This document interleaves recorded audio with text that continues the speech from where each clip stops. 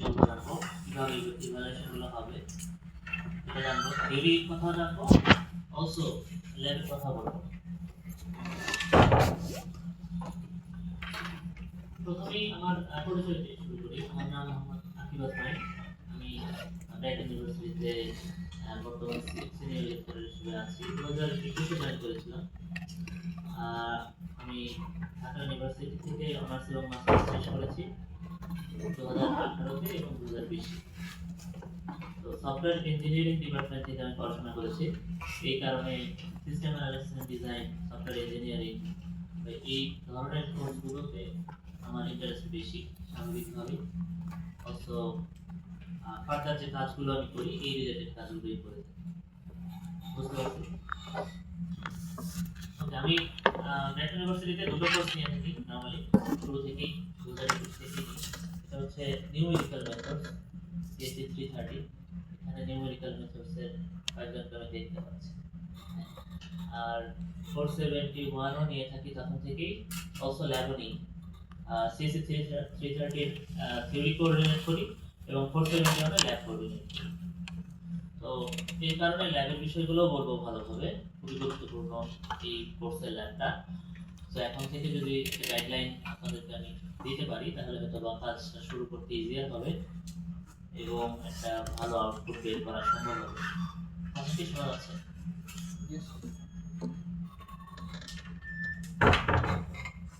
ঠিক আছে, প্রথমেই system analysis and design theory নিয়ে কথা বলবো। এখানে 70% মার্ক থাকে। 70 এর ভিতরে আমাদের এখানে অ্যাটেন্ডেন্সে কোনো মার্কস নাই, কোনো মার্কস নাই অ্যাটেন্ডেন্সে। এই জায়গায় আমরা 10% মার্ক রাখি হচ্ছে কুইজে। ওকে, কুইজ হবে 4টা, মিডের আগে দুটো, মিডের পরে দুটো, এবং বেস্ট 3 কাউন্ট করা হবে আউট অফ 4। অ্যাসাইনমেন্ট একই কথা, অ্যাসাইনমেন্ট 10%, অ্যাসাইনমেন্ট হবে 4টা, অ্যাসাইনমেন্ট নিব 4টা, মিডের আগে দুটো, মিডের পরে দুটো। সবাই বুঝতে পেরেছি? 3 বেস্ট 3 আউট অফ 4ই হবে n-1। কুইজ এবং অ্যাসাইনমেন্ট দুটোই আমরা n-1ই কাউন্ট করব। এই কারণে n-1 যেহেতু কাউন্ট হবে, এই কারণে এখানে কিন্তু মেকআপের কোনো অপশন থাকছে না, যেহেতু n-1 কাউন্ট হচ্ছে এবং লাস্ট কুইজ এবং অ্যাসাইনমেন্টটা অটোমেটিক্যালি আসলে মেকআপ হয়ে যাচ্ছে। তবে আপনি এক্সট্রিম ইলনেস যেটাকে বলা হয়, অর্থাৎ এমন একটা ডিজিজ, চিকেন পক্স অথবা এমন একটা ডিজিজ আপনি আসতেই পারতেছেন না 2 সপ্তাহ 3 সপ্তাহ এরকম হয়, সেক্ষেত্রে দুটো কুইজ মিস হওয়ার একটা পসিবিলিটি থাকে বা দুটো অ্যাসাইনমেন্ট। সেক্ষেত্রে আমাকে যদি ডকুমেন্ট প্রোভাইড করেন তাহলে আমি ভালোভাবে এটা ডিফারেন্ট হয়ে যায়, যেন আপনি মার্কস না হারান। বুঝতে পারছেন? আদারওয়াইজ এমনিতে একটা কুইজ যদি মিস হয়ে যায় অসুস্থ থাকার ফলেও, তারপরেও কিন্তু আপনি মেকআপ পাচ্ছেন না। শুধু এক্সট্রিম যে কেসগুলোতে সেখানে আমরা কনসিডারেশনটা করি। তাহলে তো বুঝতে পেরেছি।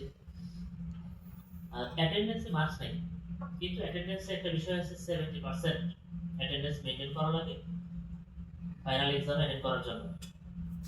এই কারণে তো অ্যাটেন্ডেন্স তো আপনারা এখানে আসলে 3টা সেকশন আছে, সেকশন 1, 2 এবং 3। 3টা সেকশনে সো অনেকজন স্টুডেন্ট 100 প্লাস। তো আমরা রোল কল তো ভাবে করবো না, নাম তো ডাকতে পারবো না। তো যেটা আছে আমাদের এখানে একটা আরএফআইডি স্ক্যানার আছে। তো ক্লাসের শেষে আমরা হচ্ছে এখানে স্ক্যান করে চলে যাব। তখন আপনি যখন স্ক্যান করেন একটা বিগ সাউন্ড হবে, আপনার ওই একটা আইডি ওখানে চলে যাবে। তো এটাই হচ্ছে অ্যাটেন্ডেন্স কাউন্ট হয়ে যাবে। বুঝতে পারছেন? ওকে, এবার চলে আসি হচ্ছে মিড। মিডে আমাদের মার্ক থাকে হচ্ছে 25%, ফাইনালেও 25%। তো দুটো এক্সামই হয় হচ্ছে আমরা নরমালি 30 তে এক্সাম নিই, 30 কে 25 এ কনভার্ট করি। সো এই 25 25 10 10 3 70% মার্ক এটি। বুঝতে পারছেন সবাই? কি ধরনের প্রশ্ন হয় এখানে? এখানে আমরা আসলে সিস্টেম অ্যানালাইসিস, তো এটা ইমপ্লিমেন্টেশন না, ইমপ্লিমেন্টেশনের আগের পার্টগুলো, রিকোয়ারমেন্ট কিভাবে গ্যাদার করতে হয়, দেন কিভাবে একটা সফটওয়্যারকে ডিজাইন করতে হয়, ডায়াগ্রাম কিভাবে আঁকতে হয়, কিছু ডায়াগ্রাম স্পেসিফিক আছে, আমাদের 6টা ডায়াগ্রাম শিখতে হয় এই কোর্সে। আপনারা হয়তোবা অবশ্যই হয়তোবা না অবশ্যই 370 তে ইয়ার ডায়াগ্রাম পড়ে আসছেন। তো ইয়ার ডায়াগ্রাম আমরা এখানে করব না। ইয়ার ডায়াগ্রাম ছাড়াও আরো কিছু স্ট্যান্ডার্ড ডায়াগ্রাম আছে সফটওয়্যার ডিজাইনের ক্ষেত্রে আমাদের এগুলো জানতে হয়, শিখতে হয়, বিভিন্ন কোম্পানিতে এগুলো ব্যবহার করা হয়। তো সেই ডায়াগ্রামগুলো আমরা এখানে শিখে থাকি। তো এমন না যে ডায়াগ্রাম ড্র যেটা করলাম, যেটা শিখলাম, সবগুলোই আমরা রিয়েল লাইফে হয়তো বা ইউজ না করতে হতে পারে। আপনি যে কোম্পানিতে ঢুকবেন তারা হয়তো 6টার ভিতরে একটা ইউজ করে, এরকম হতে পারে। আবার 6টা বাদে অন্য আরেকটা ইউজও করতে পারে, নতুন আরেকটা ডায়াগ্রাম চলে আসতে পারে। তো আপনাদের এই কোর্সের ফলে আপনি যেটা করতে পারবেন যে হ্যাঁ, সিস্টেমকে কিভাবে পড়তে হয়, কিভাবে লিখতে হয়, ভাষায় কিভাবে লিখতে হয়, এগুলো আসলে এর মাধ্যমে জানতে পারবেন। এখন আসলে কোডিংটা অনেক সহজ হয়ে গেছে, কোডিং এর পোর্শনটা অনেক ইজি ভাবা হয়। তো তার আগের পোর্শনটাই এখনো কাজ করার জায়গা আছে। সিস্টেম অ্যানালিসিস ডিজাইন কোর্সটা এরকম, বুঝতে পারছেন? ডায়াগ্রাম যখন আমরা শিখাবো দেখবেন, আমি একটা অ্যাসাইনমেন্ট দেব, সেই ডায়াগ্রামটা যে প্রশ্নটা আপনি চ্যাটজিপিটি বা জেমিনি দেন, দেখবেন যে ও ডায়াগ্রামটা ঠিকভাবে আঁকতে পারতেছে না, একেবারেই হচ্ছে না। আমি যেভাবে শিখিয়েছি তার আশেপাশেও যাচ্ছে না, কারণ ওই জায়গায় গ্যাপ আছে, ওই জায়গাগুলোতে এখনো অটোমেশন হয়নি। কোডিং অটোমেট হয়ে গেছে, কোডিং হয়ে যায়, কিন্তু সিস্টেম অ্যানালিসিস ডিজাইন অটোমেট এখনো হয় না। এখানে হিউম্যানের অ্যাপ্রুভাল লাগে, ইনপুট দরকার পড়ে, কোডিংও দরকার পড়ে, বাট কোডিং এর চেয়ে এখানে অনেক বেশি দরকার পড়ে, সুপারভিশন, বুঝতে পারছেন? ওকে, এখন চলে আসি হচ্ছে ল্যাবের ক্ষেত্রে। ল্যাবে 30%, ল্যাবে কিন্তু 30% মার্ক খুব কম কোর্সেই 30% মার্ক ল্যাবে দেওয়া হয়। এক সময় 25 ছিল, কিন্তু আমরা দেখেছি যে এটার আউটকামটা এত বড় বা বৃহত্তর দিকে চলে যাচ্ছে, এই কারণে আমরা আসলে 30% নিয়ে গেছি। তো ল্যাবের 30% এর মার্কেট ডিস্ট্রিবিউশন ল্যাবেই আলোচনা করা হবে। তবে আমি একটু সংক্ষেপে যেটা বলবো এটা হচ্ছে, এখানে 15 এবং 15 দুটো ভাগে ভাগ করা হয়। 15% মার্ক নরমালি চলে আসে হচ্ছে বিভিন্ন ধরনের অ্যাসাইনমেন্ট, ছোটখাটো অ্যাসাইনমেন্ট, এবং কিছু মডিউল আছে। একটা প্রজেক্ট ডেভেলপ করতে হয় আমাদের, গ্রুপ প্রজেক্ট, এটা কিনা 4জন মেম্বারের একটা গ্রুপ প্রজেক্ট আমাদের করতে হয়। সেই গ্রুপ প্রজেক্টের মডিউল ইভালুয়েশন হয়, প্রত্যেকটা উইকে ইভালুয়েশন হয়, ফিচার ডেভেলপ করতে হয়, তাতেই আসলে 15% মার্ক দেওয়া হয়। সরি, 15% না, অ্যাকচুয়ালি 15 মার্ক, 30 এর ভিতরে 15 মার্ক। আর বাকি 15 মার্ক আসে হচ্ছে ল্যাব ফাইনাল থেকে। এই ল্যাব ফাইনালের বিষয়টা হচ্ছে, ওকে আপনি প্রজেক্ট করছেন, আপনি যে কোনো এআই টুল ব্যবহার করে প্রজেক্ট করতে পারেন, কোনো সমস্যা নেই। এই এআই টুল একেবারে অ্যাপ্রুভড এই কোর্সের জন্য, বুঝতে পারছেন? এআই ইউজ করা। কিন্তু ওই যে বাকি 15% এটা ল্যাব ফাইনালের কথা বললাম, ওখানে আপনাকে লাইভ কিছু মডিফাই করতে দেওয়া হবে আপনি যে প্রজেক্টটা বানাইছেন তার উপরে। ওই দিন কিন্তু ওই ল্যাব ফাইনালে আমরা এআই টুল ব্যবহার না করে কোড করতে হবে। আপনার কোড বেস হবে আপনার রেফারেন্স কোড। কোড বেস মানে আপনার যেটা প্রজেক্ট বানিয়েছেন এআই ব্যবহার করে হোক বা যেভাবে হোক, সেই কোড বেস ইউজ করে আপনাকে নতুন ফিচার ডেভেলপ করতে হবে, যে ফিচারটা আপনাকে ওই দিনই দেওয়া হবে। এবং প্রত্যেকজন স্টুডেন্টের জন্য আলাদা আলাদা প্রশ্ন করা হবে, প্রশ্ন করা হয়, আমরা এইভাবে ইভ্যালুয়েট করি, সবার জন্য আলাদা কোশ্চেন, মানে আমরা আগে থেকে কোশ্চেন সেট করি। কেন? কারণ একটা প্রজেক্টে অনেকগুলো ফিচার থাকে, তো অনেকগুলো ফিচারে সবাই তো সব ফিচারে কাজ করার কথা না, সবার ফিচার আলাদা করা থাকে, চারটা করে ভাগ করে দিই আমরা, সব সব গ্রুপ মেম্বার 4টা করে ফিচার ডেভেলপ করে, বুঝতে পারছেন? এই কারণে আমরা প্রশ্ন করি ওই 4টা ফিচারকে কেন্দ্র করে, এই কারণে প্রশ্ন আলাদা হবে। আপনি যেখানে কাজ করেছেন আপনার চেঞ্জেসটা ওই কেন্দ্রিক হবে।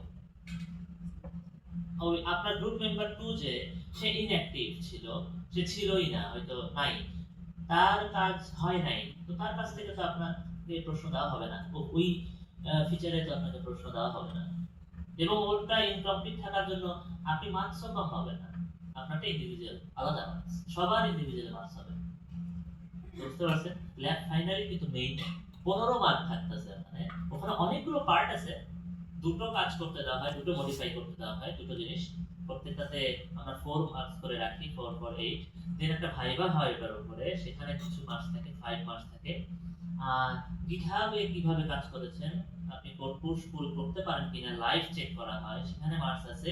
এবং ডেপ্লয়মেন্ট রিলেটেড কিছু কাজ আছে, ইনস্টলেশন রিলেটেড কিছু কাজ আছে, ওটাও আমরা দেখতে চাই বা প্রশ্ন করি। তো সব মিলে 15%। বুঝতে পারছেন? হ্যাঁ বলেন।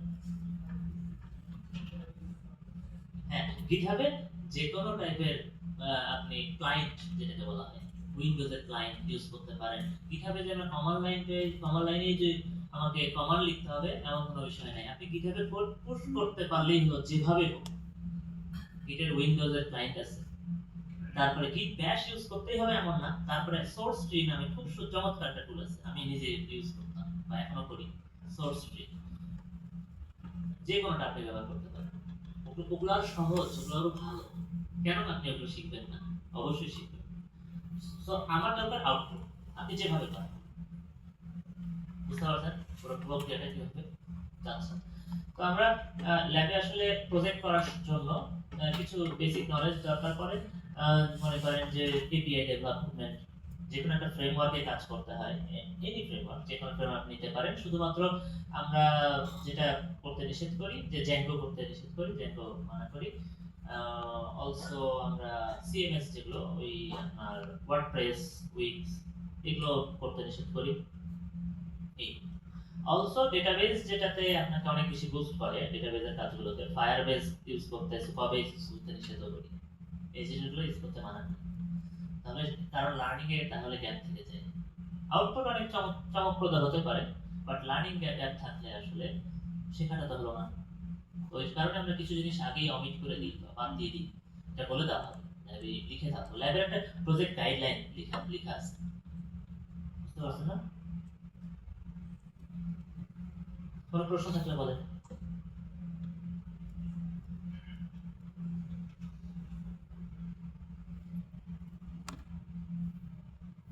ওকে, এবার আসেন এই, তারপর আমি ল্যাব নিয়ে আরো কিছু কথা বলি। কারণ এই ল্যাবের প্রজেক্টটাকে আমরা আর একটা স্টেপ ফার্দার নিয়ে গেছি। এই জিনিসটাকে আরো একটু এর পরবর্তী একটা ধাপে নিয়ে গেছি। সেটাতে কি হয়েছে, ওখানে যেটা আমরা করা শুরু করছি, আমরা অলরেডি 3 বার, অর্থাৎ গত বছর পুরোটাই আমরা এই কাজটা করছি, 3 বার করছি, 3টা সেমিস্টারের জন্য করা হয়েছে। সেটা হচ্ছে আপনার এবার যেমন 14টা সেকশন আছে আমাদের, 14টা এরকমই, 14 বা 15টা হবে 471 এ। তো সবগুলো সেকশন থেকে আমরা ল্যাবের বেস্ট 2 প্রজেক্ট সিলেক্ট করি। শেষ পর্যন্ত দুইটা প্রজেক্ট সিলেক্ট করা হয়। কে সিলেক্ট করে? তো ল্যাবের ফ্যাকাল্টি যারা দেখেন তারাই সিলেক্ট করেন। ল্যাবের ফ্যাকাল্টি দুইজন থাকে। তো প্রত্যেকটা সেকশনে টিম থাকতে পারে কয়টা বলেন তো? 10টা। 40 জন স্টুডেন্টের 38 জন স্টুডেন্ট, 10টা টিম থাকে। 10টা টিমকে অনেক সময় ল্যাবের ফ্যাকাল্টিতে এভাবে, অনেক সময় না এভাবেই ভাগ করা হয়, 5 করে ভাগ করে নেন। তো হয়তো প্রথম 5টা টিম একজন ল্যাব ফ্যাকাল্টি সুপারভাইজ করেন, আর একটা, আর বাকি 5টা টিম আরো একজন সুপারভাইজ করেন। সো ওই 5টা টিম থেকে উনি ওই ল্যাব ফ্যাকাল্টি একজন বেস্ট চুজ করেন, আর বাকি 5টা থেকে আরেকজন lab faculty best project select করেন। তাহলে কি হলো, প্রত্যেকটা সেকশন থেকে কয়টা করে প্রজেক্ট সিলেক্ট হলো? দুটো করে। সুপারভাইজ করা মানে আপনাকে গাইড দিবে সেই ফ্যাকাল্টিতে, এবং থ্রু আউট দ্য কোর্স সেই ইভালুয়েট করবে, আপনার মার্কসও তার ইভালুয়েট করবে সে আসলে, একদম শুরু থেকে, জিরো থেকে ক্লাস শেষ পর্যন্ত একবার। বুঝতে পারছেন না? তো এখন এই যে বেস্ট 2 প্রজেক্ট হলো, এখান থেকে আপনার তো মার্কস শেষ হয়ে গেল, সেমিস্টার শেষ। এখন আমরা যেটা করি, মনে করেন 14 গুণন 2 মানে 28 প্রজেক্ট আমরা বের করে নিয়ে আসলাম। সবাইকে আমরা যেটা বলি, আপনি যদি ইন্টারেস্টেড হন, যেটা মার্কিং ক্রাইটেরিয়ার বাইরে, সেমিস্টার শেষ হওয়ার পরে আপনাদেরকে বলা হয় যে আপনি একটা লাইভ না, আপনি একটা অনলাইন ডেমো দেন বা রেকর্ডেড ভিডিও দেন, যেখানে আপনি 10 মিনিটে আপনার প্রজেক্টকে ডেসক্রাইব করবেন। তো 10 মিনিটের প্রজেক্ট ডেসক্রাইব করা মানে হচ্ছে, ওখান থেকে আমরা 28টা যে প্রজেক্ট হলো, ওখান থেকে আমরা চেষ্টা করি বিভিন্ন ক্রাইটেরিয়া বেসিসে অনেকজন ইভালুয়েটরের মাধ্যমে এটাকে 6 বা 7টা বা 8টা টিমে নিয়ে আসি বেস্ট। তো ওই থ্রু আউট দ্য সেমিস্টার, মানে আপনি সব মিলাই যে প্রজেক্টগুলো হলো, সব সেখান থেকে বেস্ট 6টা বা 8টা টিম, 6 বা 7 বা 8টা টিম আমরা সিলেক্ট করি। তাদেরকে সিলেক্ট করার রিজনটা হচ্ছে আমরা তাদেরকে একটা প্রজেক্ট শোকেজিং এ পাঠাই। প্রজেক্ট শোকেজিংটা পাঠাই বলতে আমরাই অ্যারেঞ্জ করি, এবং সেখানে প্রফেশনালসরা আসেন, বিভিন্ন কোম্পানি থেকে আসেন। গতবার বাংলালিংক থেকে এসেছিলেন, সেলিস রকিং সফটওয়্যার থেকে এসেছিলেন, তারপরে ব্রেন স্টেশন 23, তারপরে সেফালো থেকে আসছিলেন। তো বিভিন্ন কোম্পানি থেকে, বাংলাদেশের ভালো কোম্পানিগুলো থেকে একজন করে প্রতিনিধি আসেন, সফটওয়্যার ডেভেলপার বা আরো অন্যান্য সিস্টেম অ্যানালিস্ট, বিভিন্ন ডেজিগনেটেড পার্সনরাই আসেন এবং ইভালুয়েট করেন। তারা সেখান থেকে ওই 7টা বা 8টা টিমকে তারা দেখেন, প্রেজেন্ট করাটা দেখেন, প্রেজেন্টেশনটা দেখেন। সেটা এখানে এরকমই একটা রুমে হয়, এই ধরনের লেকচার থিয়েটারই হয়। তো এই জায়গাতেই আপনারা প্রেজেন্ট করবেন, এখানেই কথা বলবেন, এরকম মাইক্রোফোন নিয়ে কথা বলবেন, একই কথা, একই রকম সবকিছু। সামনে সামনে বসে চেয়ারম্যান থাকেন, রেজিস্ট্রার থাকেন, ওনারা আসেন, বিভিন্ন ফ্যাকাল্টি মেম্বাররা আসেন, কোর্সের বাইরেও ফ্যাকাল্টি মেম্বাররা আসেন, এবং স্টুডেন্টরা তো থাকে, যে কোনো এই কোর্সের যারা আছেন বা বাইরের অন্য কোনো কোর্সের স্টুডেন্টরাও আসতে পারেন। তো অনেক লেন্দি একটা অনুষ্ঠান, তো ধৈর্য রাখা একটু কঠিন। মানে একটা টিমকে আসলে দেখা যায় 30 থেকে 40 মিনিট সময় দেন তারা, ফিডব্যাক দেন, অনেক প্রশ্ন করেন, কথা বলেন, আপনাদের চিন্তা ভাবনাটা বোঝার চেষ্টা করেন। তো অনেক কিছু জানা যায়। যারা হয়তো সিলেক্টেড হবেও না, তারা যদি অ্যাটেন্ড করেন, তারাও বুঝতে পারবেন যে আসলে প্রফেশনাল অ্যাঙ্গেলটা আসলে কেমন, তারা আসলে কিভাবে ভাবেন, প্রশ্নগুলো কেমন। তো অনেক কিছু জানার থাকে। তো সেখান থেকে ফার্স্ট, সেকেন্ড, থার্ড হয়, এবং সেখানে আমরা হয়তো কিছু প্রাইজ দিই। তো এটাও এখানে শেষ হয়ে যেতে পারতো বিষয়টা, বাট এখানেই শেষ হয় না। হ্যাঁ, এরপরেও আরেকটা স্টেপে আমরা বিষয়টা নিয়ে গেছি। এরপরে যেটা হয়েছে, এটা আমরা ভাবি নাই যে হবে, কিন্তু হয়েছে। কিভাবে হয়েছে? আমাদের স্টুডেন্টরা অনেক ভালো, অনেক ভালো প্রজেক্ট করে, এটা প্রমাণ আছে, যে আসলে প্রুফটা একদমই প্রুফ। এবং তারা যে কমিউনিকেট করে আমাদের প্রফেশনালদের সাথে, সেটার লেভেলটা অনেক ভালো, এবং তারা ইমপ্রেসড হয়, এবং তারা মনে করেন যে একজন এই লেভেলের স্টুডেন্ট হিসেবে তাদের যে নলেজ বা স্কিল তারা দেখেছে, শোকেস করতে পারছে, সেটা একটু গ্র্যাজুয়েট লেভেল বা তারও বেশি, 1 ইয়ার এক্সপিরিয়েন্স একজন ডেভেলপারের মতোই। এই কারণে আপনি গ্র্যাজুয়েট হন বা না হন, তারা আসলে আপনাদেরকে জব অফার করে ফেলে এবং করছেন। জব অফার বলতে কিরকম জব? সেটা হচ্ছে ইন্টার্নশিপ হতে পারে, এটা হতে পারে একটা নতুন কোম্পানি, মানে একটা নতুন কোম্পানি স্টার্টার হিসেবে শুরু করে হতে পারে, আপনার প্রজেক্টে ওরা কিনে দিতে পারে, এটা হয়েছে। হ্যাঁ হ্যাঁ হ্যাঁ হ্যাঁ হ্যাঁ।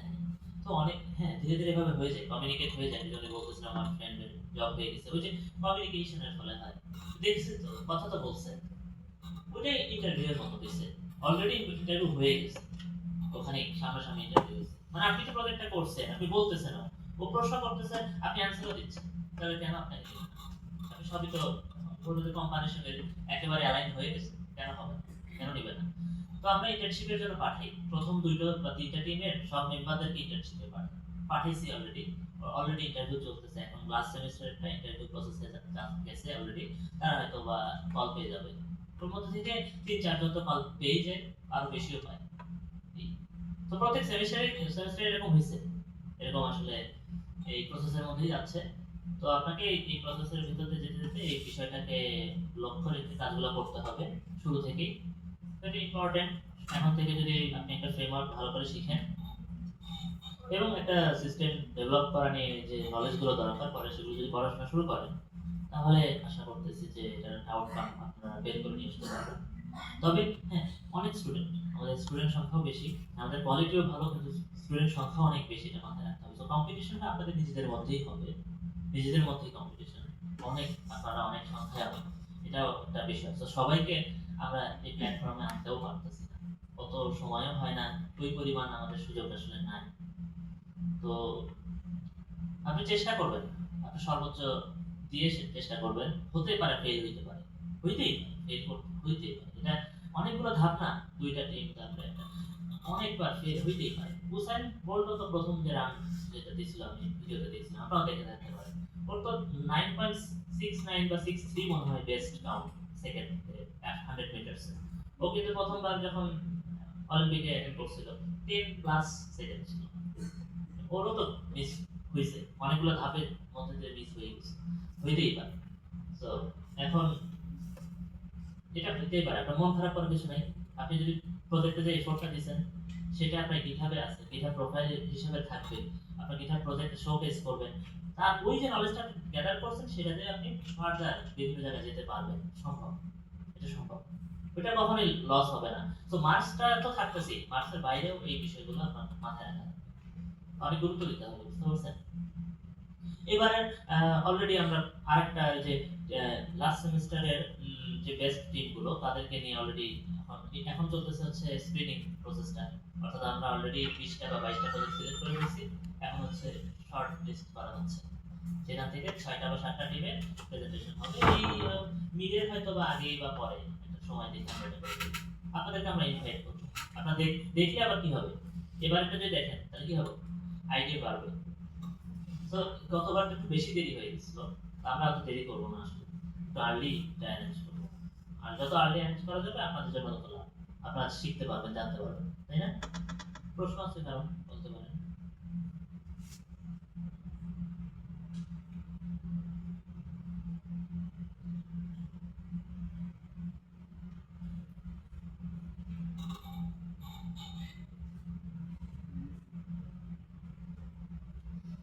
তো অনেকে হ্যাঁ বলেন।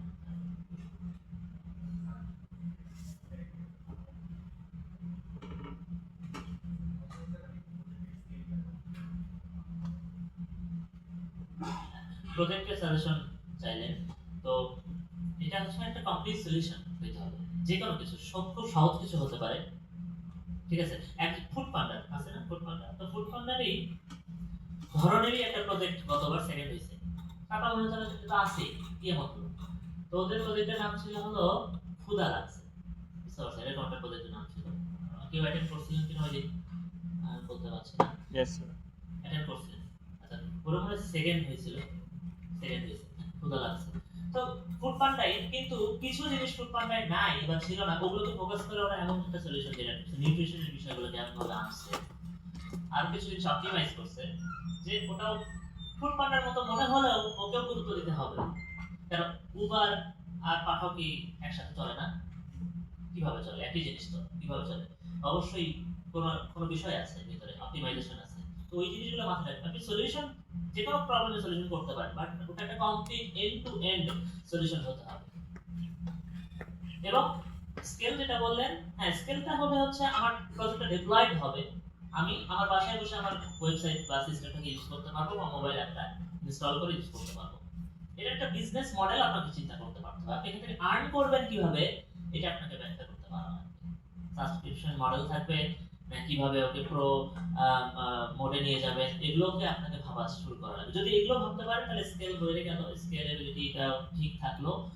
এবং অলসো আপনার প্রজেক্টটাকে আমি যদি উইন্ডোজে বা মনে করেন ব্রাউজারে ওপেন করলাম, ডেস্কটপ বেসড অ্যাপ্লিকেশন হিসেবে বা ডেস্কটপে ওপেন করলাম, ঠিক দেখা গেল, আমি আবার মোবাইলে ওপেন করলাম, সেটাও ইউজ করা গেল, তাহলে ঠিক আছে। কারণ কানেক্ট কিন্তু মোবাইলে ইউজ করা যায় এখনো না, হ্যাসেল আছে, আমি নিজে হ্যাসেল ফিল করছি, সব কলাম গুলো ঠিকভাবে আসে না, যদি অনেকগুলো কলাম থেকে আসে না, তার মানে ওখানে কি হয়েছে, এটাকে বলা হয় হচ্ছে ইউজার ফ্রেন্ডলিনেস না, ইউজার ফ্রেন্ডলি না, কিছু জিনিস মানে ভাবে ভাবা হয়নি, মোবাইলের জন্য ভাবাই হয়নি।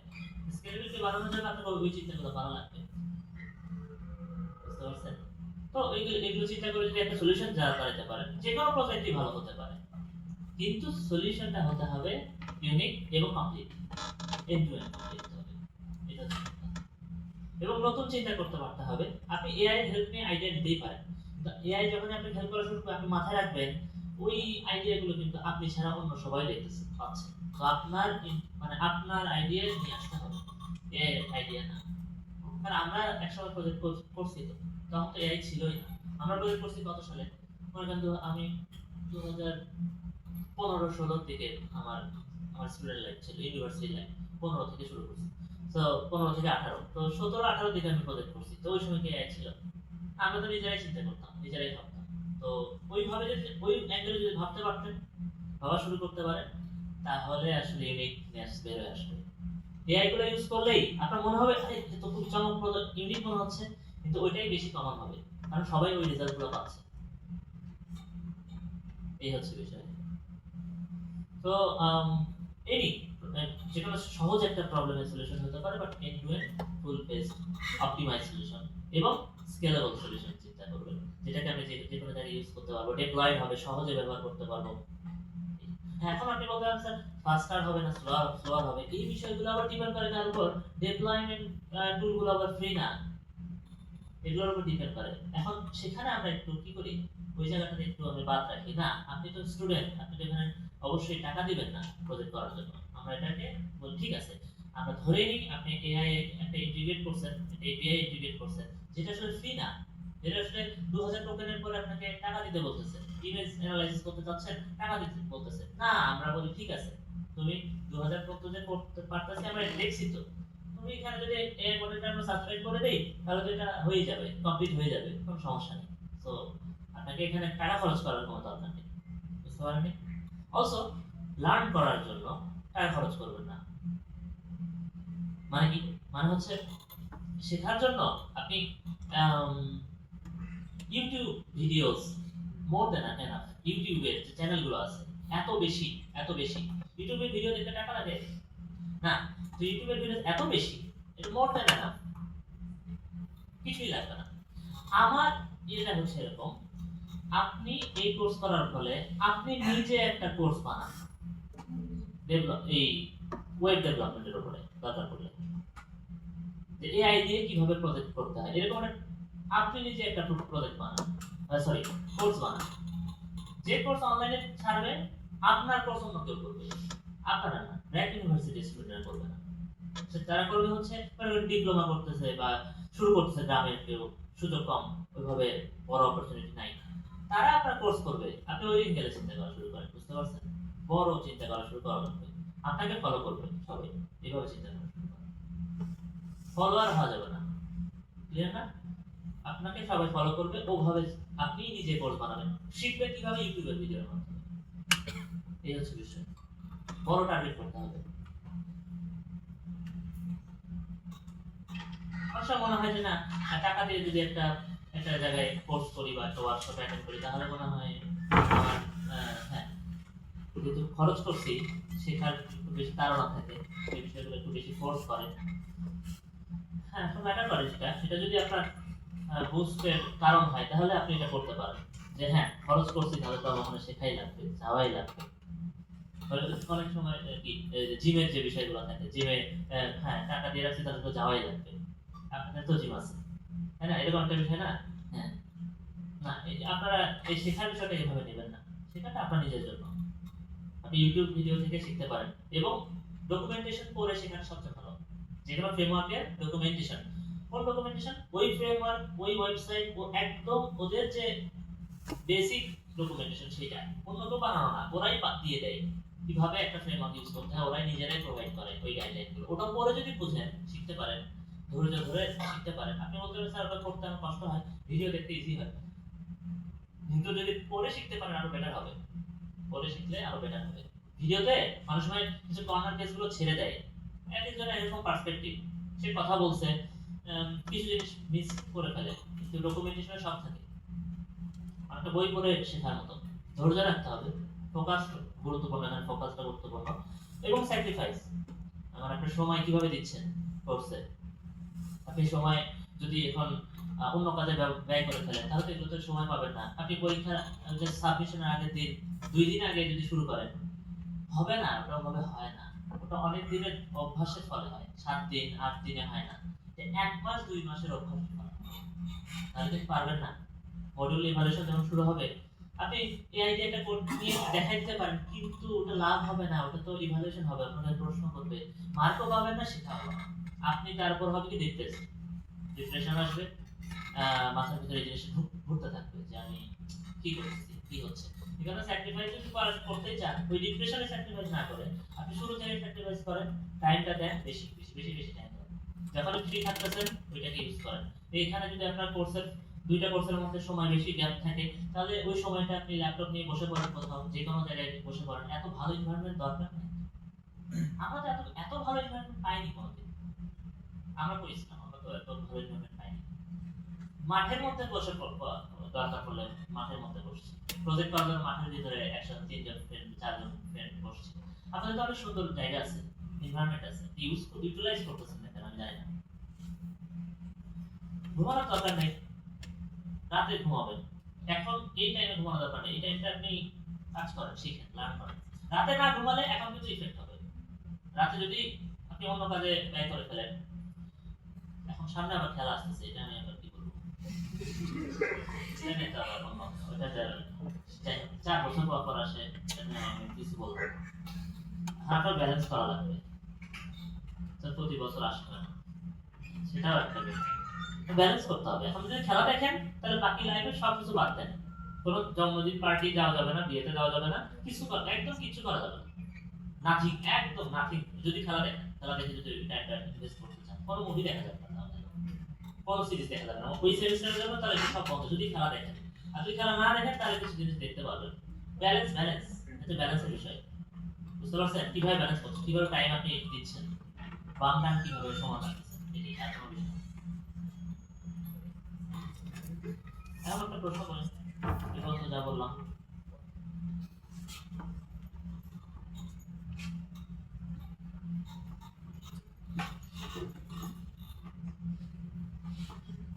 তো আমরা বই কোনটা পড়বো? বই হচ্ছে আমাদের এটা ডেনিস রথ। ডেনিস রথের বইটা খুব বিখ্যাত সিস্টেম অ্যানালাইসিস এন্ড ডিজাইন কোর্সের জন্য। এই বইটা আসলে অনেক আগে থেকে বানানো হয়েছে, অনেক আগে থেকে লেখা, এটা 2000 এর পর থেকেই এটা পপুলার। তো এটা অনেক এডিশন চলে আসছে, তো এখন আপনি 5th এডিশন লেখা আছে যদিও, আমরা আপডেটেড এডিশনটাই ইউজ করি। নরমালি 7 এই এডিশনগুলো করে থাকি, সবই আসলে কাছাকাছি, খুব বেশি চেঞ্জ আসলে আসেনি, কারণ এটা বেসিক, তো তো বেসিক জিনিসগুলো মোটামুটি কমনই আছে। তো আমরা প্রেজেন্টেশন স্লাইডগুলো দিই, স্লাইডে আসলে সবকিছু থাকে, স্লাইড পড়লেই আমরা বুঝতে পারবো কি আসলে এখানে শিখতে হবে। তো থিওরি আছে খুব কম, এখানে যে 30 মার্কের কথা বললাম, মিড এবং ফাইনালে বলছি না, 30 মার্ক করে থাকবে এক্সামটা, 30 কে 25 এ কনভার্ট করা হবে বলছি। 30 মার্কের ভেতরে আপনার 6 মার্ক, মাত্র 6 মার্ক থাকবে theory based question. Theory based question মানে একটা সিনারিও, অ্যাপ্লাইড সিনারিও, ছোট ছোট সিনারিও থাকবে, ওখান থেকে একটা অ্যানসার করা হবে, বাট ওটা একটু theory based question. Theory based question বা কাকে বলে না, একটু অ্যাপ্লাইড থিওরি, বুঝতে পারবেন দেখলে। আর 4 মার্ক থাকে হচ্ছে ম্যাথে, এখানে ম্যাথ আছে, খুব সহজ ম্যাথ, খুব, এখানে বিজনেসের একটা ম্যাথ আছে, আর হচ্ছে ডেটাবেজ ম্যানেজমেন্ট রিলেটেড একটা ম্যাথ আছে। তো মিডের আগে একটা ম্যাথ, মিডের পরে একটা ম্যাথ, 4 মার্কস এর ম্যাথ থাকে, ওটা আমরা ক্লাসে দেখাই দেব। তো এই 10 মার্ক গেল, বাকি 20 মার্ক, বাকি 20 মার্ক পুরোটাই হচ্ছে ডায়াগ্রাম ড্রয়িং এর উপরে, মানে আপনাকে পরীক্ষায় বসে ড্র করতে হবে। কি ড্র করতে হবে? ডায়াগ্রাম, দুইটা ডায়াগ্রাম ড্র করতে হয়। নরমালি আমরা 3টা করে ডায়াগ্রাম শেখাই, বা পরীক্ষায় দুটো আঁকতে হয়। মিডের আগে 3টা করাই, মিডের পরে 3টা করাই, আর দুটো, যে কোনো দুটো আসলে পরীক্ষায় আসে। কিভাবে আসে? একটা সিস্টেমের সিনারিও দেওয়া থাকে, ফুল ফেস সিস্টেমের সিনারিও থাকে, ওটা পড়তে হয়, নতুন সিনারিও, সিনারিও একেবারে নতুন, আগে কখনো দেখেন না এরকম একটা সিনারিও, পড়তে হয়, আর তার উপর বেস করে ডায়াগ্রাম ড্র করতে হয়। বুঝতে পারছেন? তো ডায়াগ্রাম ড্র করার জন্য আমরা নরমালি আমরা খাতাটাকে, যেহেতু খাতায় আঁকতে হয় ঝামেলাই, তো আমরা 2 পেজ একসাথে পাশাপাশি করে আঁকতে বলি। যেকোনো, আপনি যেকোনো ল্যান্ডস্কেপ মোডে আঁকতে পারেন, পোর্ট্রেট মোডে আঁকতে পারেন, কোনো সমস্যা নেই, বাট জায়গাটা বড় নিতে হয়, পরিষ্কার আঁকতে বলি, বাট সময় নিয়ে আঁকতে হয়। এই কারণে ডিসিশন মেকিং গুলো খুব তাড়াতাড়ি করতে হয়, যে সিস্টেমটাকে বোঝাটা খুব দ্রুত বুঝতে পারতেছেন কিনা, সিস্টেমে কোন কোন ফিচার এখানে আছে, এগুলো যদি আইডেন্টিফাই না করতে পারেন দ্রুত, তাহলে কিন্তু ডায়াগ্রামের সময় অনেক বেশি চলে যাবে। কতটা ডায়াগ্রাম আঁকার জন্য আপনি সময় পাবেন 25 মিনিটস, 25 থেকে 30 মিনিটের মতো সময় পাবেন, কারণ পরীক্ষাগুলো 1 ঘন্টা 30 মিনিটেরই হয়, নরমালি তাই হয়, মিড এবং ফাইনাল। তো 30 মিনিটে আপনাকে ওই ম্যাথ এবং থিওরি লিখতে হবে, আর বাকি 1 ঘন্টায় আপনাকে দুটো ডায়াগ্রাম করতে হবে। বুঝতে পারছেন না? তো সব মিলাই 30 মার্ক। তো ড্রয়িং ভালো হওয়া লাগবে না, বাট পরিষ্কার হওয়া লাগবে, যেন বোঝা যায়। ভালো ভালো হতে হবে না, এখানে কালার করা লাগবে না, শেড লাগবে না, এগুলো নাই, জাস্ট পরিষ্কার দেখাতে হবে জিনিসগুলো। কিছু সিনট্যাক্স আছে ডায়াগ্রাম ড্র করার, ওগুলো শেখানো হবে, ক্লাসে শেখানো হবে। এখানে বোর্ড নাই দেখে চিন্তার কোনো বিষয় না, এই কোর্স আমরা এই এই থিয়েটারে অনেকবার নিয়েছি, এই কারণে একটা সিস্টেম আছে, এখানেই আপনি দেখতে পাবেন। আমি এখানে ওই ওয়াকম একটা ট্যাগ দেওয়া আছে, ওখানে আঁকবো, আপনি দেখতে পাবেন বোর্ডের মধ্যেই। সেটা আরো বেশি পরিষ্কার দেখা যায় বোর্ডের চেয়ে। এবং সকল রিসোর্সেস দেওয়া আছে। আপনারা মেইলটা দেখছেন? আমি যে মেইলটা দিয়েছিলাম ওই মেইলে কি কি আছে? বুকস আছে আর স্লাইডস আছে। স্লাইডস ছাড়া অন্য জিনিসগুলো দিয়েছিলাম। ভিডিওস আছে, হ্যাঁ ভিডিওস বলতে রেকর্ডিং আছে, ক্লাসের রেকর্ডিং দেওয়া আছে। মিডের আগের এবং মিডের পরে কিছু রেকর্ডিং দেওয়া আছে। ওই তবে হ্যাঁ কিছু থিওরি বেসড রেকর্ডিং গুলো মিসিং আছে, বাট ওগুলো রেকর্ডিং আসলে দরকার পড়ে না, স্লাইডে আসলে এনাফ হয়। বাট মেইন যে ডায়াগ্রাম গুলো সেগুলো সবগুলো রেকর্ডিং এখানে দেওয়া আছে। তবে রেকর্ডিং ঠিক আছে, সেকেন্ডারি রিসোর্স। অলওয়েজ ক্লাসে আসলে শেষ করার চেষ্টা করবেন। ক্লাসে এসে তো ঘুমায় লাভ নেই। ক্লাসে আপনি যদি সময়টা দেন, ওই রেকর্ডিং দেখার সময়টা দিতে হলো না, ওই সময় আপনি প্রজেক্টের কাজ করতে পারবেন। বুঝলেন? ওই সময় প্রজেক্টের টাইম দিলে আপনি আগায় যাবেন। এটাই তো ব্যালেন্স। আর ক্লাসে এসে যদি ঘুমায় যান তাহলে আবার কিন্তু ওই রেকর্ডিংটা দেখা লাগবে পরে, সেটা আবার সাফার করতে পারেন। ওইটা টাইমটা কিন্তু আপনাকে ঝামেলায় দিবে। তো ডিফারেন্স আছে, দুইটা জিনিসের ডিফারেন্স আছে। রেকর্ডিং দেখা আসলে ভালো অভ্যাস না। ওকে, এবার চলে আসি স্লাইডগুলো আমরা টাইম টু টাইম দিব। এই স্লাইডগুলো শেয়ার করা হয়নি, রিজনটা হচ্ছে আমরা স্লাইডে আপডেট আনতেছি। প্রতি সেমিস্টারে স্লাইডে আপডেট করা হয়, এই কারণে সব একসাথে শেয়ার করা হয় নাই। তো এখন আপডেটের মধ্যে যাচ্ছে স্লাইডটা। তো কোথায় শেয়ার করা হবে? এটা শেয়ার করা হবে হচ্ছে ডিসকর্ডে। ডিসকর্ডের কমিউনিকেশন চ্যানেল একটা থাকবে, আপনাদেরকে এখন অ্যাড করা হয়নি। রিজনটা হচ্ছে আপনাদের একটা রেজিস্ট্রেশন হয়নি, স্টুডেন্ট লিস্ট এখনো ফাইনালাইজ না। এই কারণে আমি ওই মেইলটা দেইনি ডিসকর্ডে অ্যাড করার। তো অবশ্যই এটা ডিসকর্ডে একটা সার্ভার থাকবে, ওখানে আপনারা অ্যাড হয়ে যাবেন এবং রেজিস্ট্রেশন করার একটা প্রসেস থাকবে, সেই প্রসেসটা ফলো করা লাগবে। আপনার নাম আইডি বসাতে হবে আপনাদের রিনেম করে, তাহলে আপনি ভেরিফাইড হবেন। তো এই রুলস তো খুব কমন, আপনারা ডিসকর্ড প্রথমবার ইউজ করতেছেন। চলেন, তো আমরা চলেন লেকচার 1 এর কিছু জিনিস বলবো, খুব বেশি ভিতরে তো অবশ্যই যাব না, কিন্তু বেসিক কিছু কথা বলবো।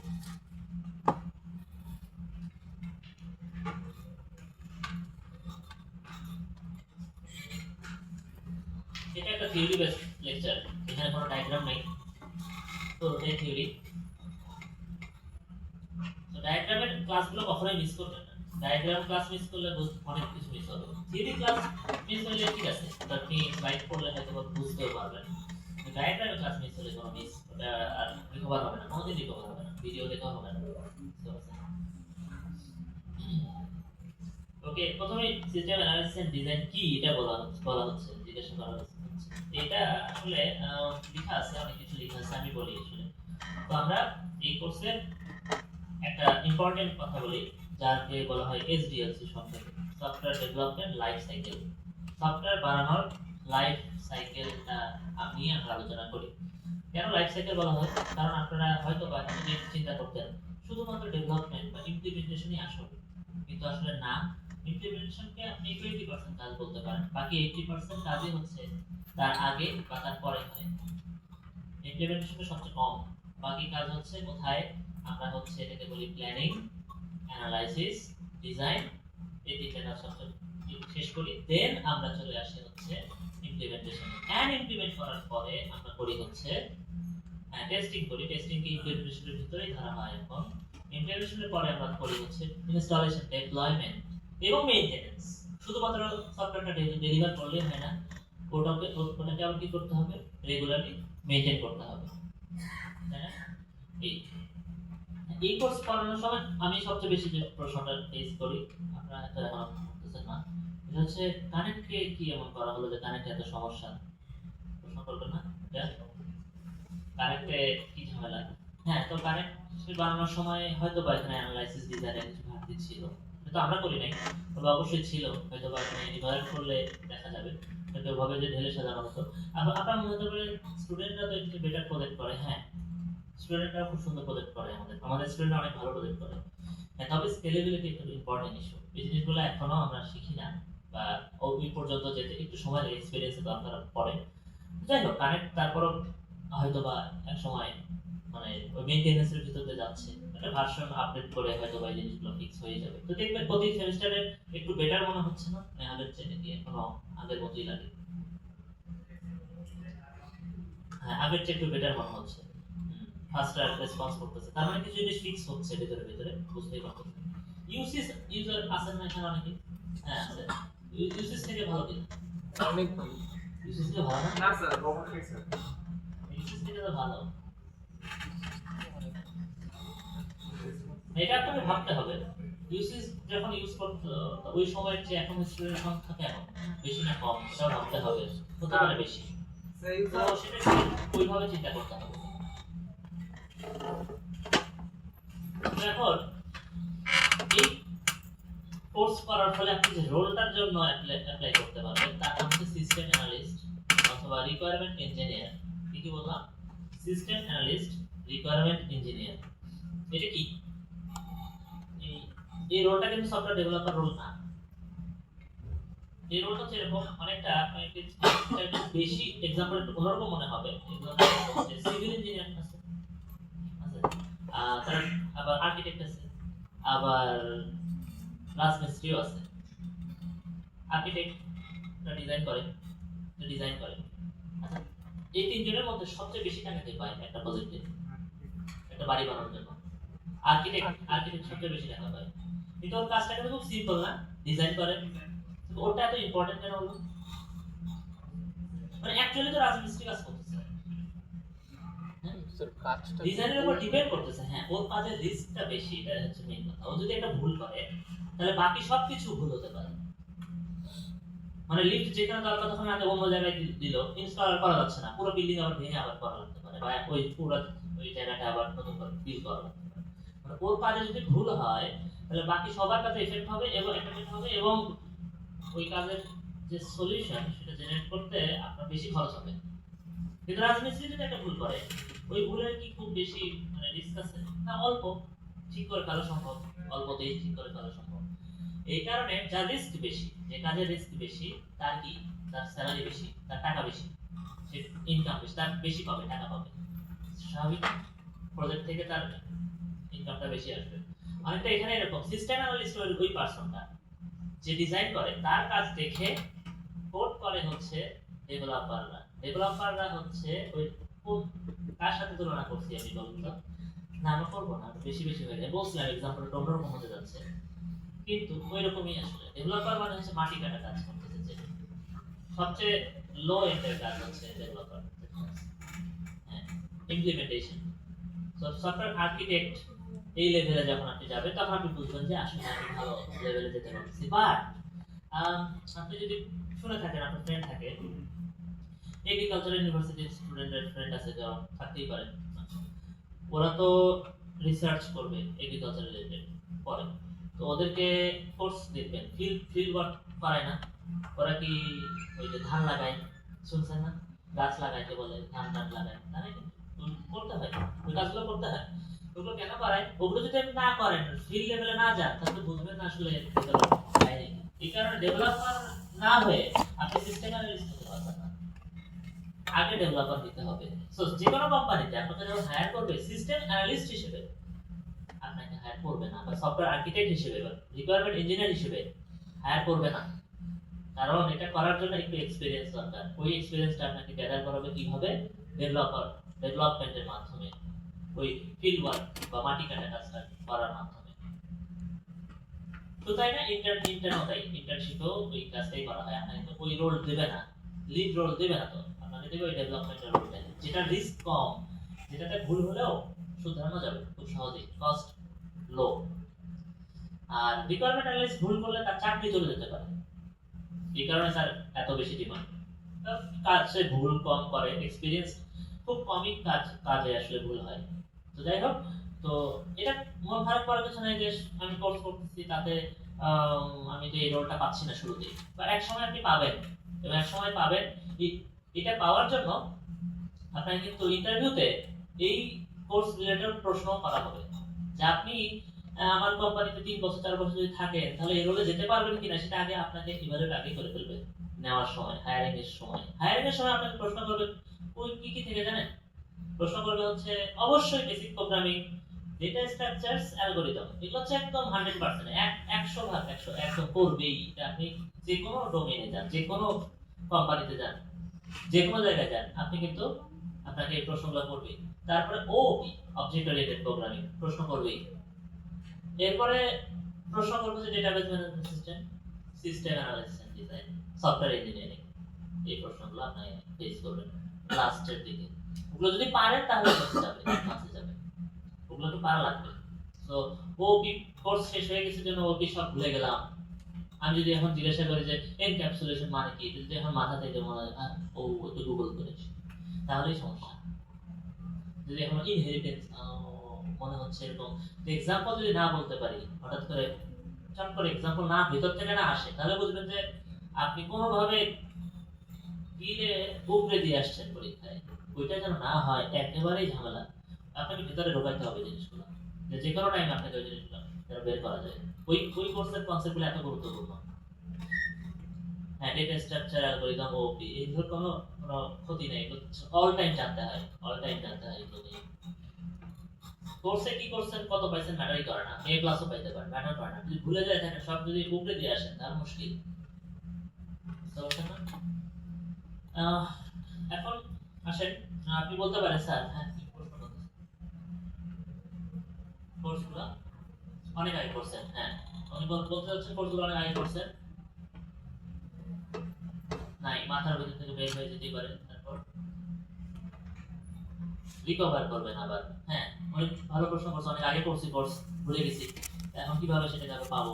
এটা হচ্ছে প্রত্যেক সেমিস্টারের এন্ডে যে সময়টা থাকে, ওই সময়ে কিছু কিছু জিনিস একটু রিভিশন দিতে হয়, কিছু জিনিস রিভিশনে রাখতে হয়। ইন্টারভিউতে যে প্রশ্নগুলো করে ওগুলো রিভিশনে রাখতে হয়, কিছু কোর্সের কিছু কন্টেন্ট। আর আপনি অনেক কোর্স করেন, যেমন যে সোশিওলজি কোর্স থাকে কি আপনাদের, থাকে বাংলা টাংলা থাকে, আচ্ছা এগুলো না লাগবে না, হ্যাঁ ওগুলো বলেন না, আসলে কেউ জিজ্ঞাসা করো, ইন্টারভিউতে লাগবে না, মানে ওগুলো লাগবে হচ্ছে আপনার বিল্ড করার জন্য, আপনার মানে চিন্তা ভাবনা বিল্ড করার জন্য, ঠিক আছে। সোশ্যাল, আপনি তো এক সময় মানুষের সাথে মিশবেন, ওটারও দরকার আছে কিন্তু, কিন্তু ওগুলো নিয়ে আপনাকে রিভিশন দেওয়া লাগবে না। যে প্রতি সেমিস্টার শেষে আমি বাংলা একবার রিভিশন দিলাম, তাহলে কাজে আসবে না, ওটা তো লাগবে না। কিন্তু ডেটা স্ট্রাকচার অ্যালগরিদম রিভিশন দিলে কাজে আসবে, বুঝতে পারছেন না? অলসো সিজিপিএ কে অনেক সময় আমরা একেবারে গুরুত্ব দেওয়া বন্ধ করে দিই। অনেকটা বলে যে এই সিজিপিএ লাগবে না, বড় ভাই কিছু আছে আশেপাশে বলবে, ওগুলো লাগে না একদম, যে কোনো সিজিপিএ তে যে কোনো, হ্যাঁ সম্ভব, কিন্তু খুব একটা সহজ না। যে বড় ভাইটা এইভাবে হয়তো কম সিজিপিএ চাকরি করছে, ওর ব্যাকগ্রাউন্ডটা দেখেন, আচ্ছা ব্যাকগ্রাউন্ডে এমন একটা জিনিস, আপনি আমি বলি কি হয়েছে, এরকম হতে পারে তার একটা স্ট্রং রেফারেন্স ছিল, আপনাকে সেটা সে বলে নাই। স্ট্রং রেফারেন্স মানে কোন একটা কোম্পানিতে তার কোন বড় ভাই বা কেউ ছিল, সেটা কিন্তু আপনাকে বলবে না, বলবে না, কোনোদিন বলবে না, এটা এটা তার উইক পয়েন্ট, এটা বলবে না। কিন্তু সে আপনাকে অন্য একটা উইক পয়েন্টের কথা বলছে, যেটা তার কাজেই আসেনি, সিজিপি এর কথা বলছে, কত কম, টাফ হয়ে যাবে। কিন্তু আপনি যদি রেফারেন্স ছাড়া ওই ফিল্ডে নামেন, তখন কিন্তু অবশ্যই যে সিভি গুলো যাবে, অবশ্যই সে দেখবে অন্তত আমি 3.5 কি মেইনটেইন করি, 3.5 এর উপরে যারা অ্যাপ্লাই করছে তাদেরকে বেশি গুরুত্ব দিতে পারে, দিতেই পারে। তবে ডেভেলপার স্ট্যান্ডার্ড নাই, স্ট্যান্ডার্ড যেটা আসলে কোম্পানি ভেরি করে, 3.4 3.5 একটা মোটামুটি রেঞ্জ, এই রেঞ্জটা কন্টিনিউ করাটা বেটার।